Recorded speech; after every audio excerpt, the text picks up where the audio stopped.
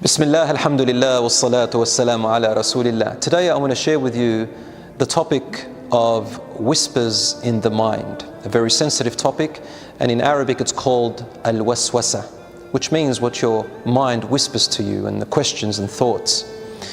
Allah subhanahu wa ta'ala addressed this in the Quran in Surah An-Nas, and the Prophet, peace be upon him, advised us to recite this verse when whispers do come to us. Allah says, قُلْ أَعُوذُ بِرَبِّ النَّاسِ مَلِكِ النَّاسِ إِلَهِ النَّاسِ مِنْ شَرِّ الْوَسْوَاسِ الْخَنَّاسِ الَّذِي يُوَسْوِسُ فِي صُدُورِ النَّاسِ مِنَ الْجِنَّةِ وَالنَّاسِ. Allah says, say, I seek refuge in the Lord of humans, the God of humans, the King and the guardian of all humans, from the whispers of the whisperers and the sneaky whispering of the whisperers from among the humans and the whisperers from among the jinns. So this verse tells us that it's normal to get whispers, and that sometimes the whisperings come from the shaitan, Satan, or the jinns, or your own qareen. A qareen is a type of devil which the Prophet, peace be upon him, told us, and it's even mentioned in the Quran, which every person is born with. It's a type of jinn that stays with you and whispers thoughts to you to delude you as much as he or she can, whatever gender they are. And you also have angels, which the Prophet, peace be upon him, said, who also whisper good thoughts into your mind. Whispers can become obsessive.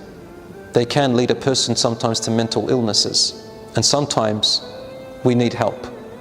The Prophet, peace be upon him, said that there will come a time where people will begin to question too much about things which lead to senseless questions which benefits them nothing, and questions which go around in circles. He says, Satan will come and make you ask questions about creation at first, and then you continue to ask questions upon questions until it leads you to matters which don't benefit you anymore, but just out of fun they begin to ask, well, if God created everything, who created God? You see, the problem with that question is that when you say the Creator created everything, then the question is wrong to say, well, who created the Creator? It's like saying a triangle is a triangle, can a triangle be a square? Obviously it's an absurd question, but this is how whispers develop, and so you go around in circles. A group of companions came to the Prophet, peace be upon him, and the hadith is in Sahih Muslim. They said to him, O Messenger of Allah, we get whispers in our minds which our hearts hate tremendously, and we'd rather you throw us in the fire than tell you what they are. The Prophet, peace be upon him, became happy and said to them, is this really what you feel? Alhamdulillah, who has returned the ability of the shaitan to mere whispers. And then he said, ذَاكَ صَرِيحُ الْإِيمَانِ. That is a sign of your true faith and belief. How? When they came to him concerned about those whispers, and that those whispers are frowned upon by them, and they don't believe in them, and they don't want them to say that, it showed that their faith in their heart rejected it. So the Prophet, peace be upon him, is telling us that when whispers come to your mind, it doesn't mean that that's who you are. It doesn't mean that that's what you believe. That it even happened to the companions. Now we've dealt with the companions, we've dealt with the shaitan and the jinns and the qareen, but the verse of the Quran also talks about people who cause doubt in your mind and whisper from the humans. They're a little bit harder to deal with. The humans who come and whisper to you may cause doubts. You may say, A'udhu billahi minash shaitanir rajim, I seek refuge in God from Satan the outcast, but the human will stay there. They're the people who throw into your mind doubts upon doubts upon doubts.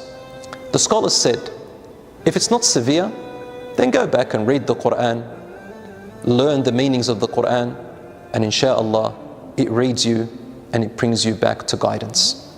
But if the problem stays, then don't leave those doubts in your brain, especially if they've got to do with faith and belief. The scholars such as Ibn Taymiyyah said, go and ask people of knowledge and scholars and present to them what these thoughts are, and gain more knowledge, understanding and counter arguments to them. And insha'Allah, they will be destroyed. Brothers and sisters, some people do develop into some kind of mental illness which becomes a problem, and you may need to seek someone beyond a scholar or a sheikh. So please also try out a professional therapist, and I do advise to go to a Muslim therapist who knows their religion a little bit better, because they can give you two anecdotes, the one from Islam and spirituality, and the other one from their professionalism and their knowledge. I ask Allah subhanahu wa ta'ala to keep us protected from whispers and to keep us guided and safeguard us all. Ameen. Wassalamu alaikum wa rahmatullahi wa barakatuh.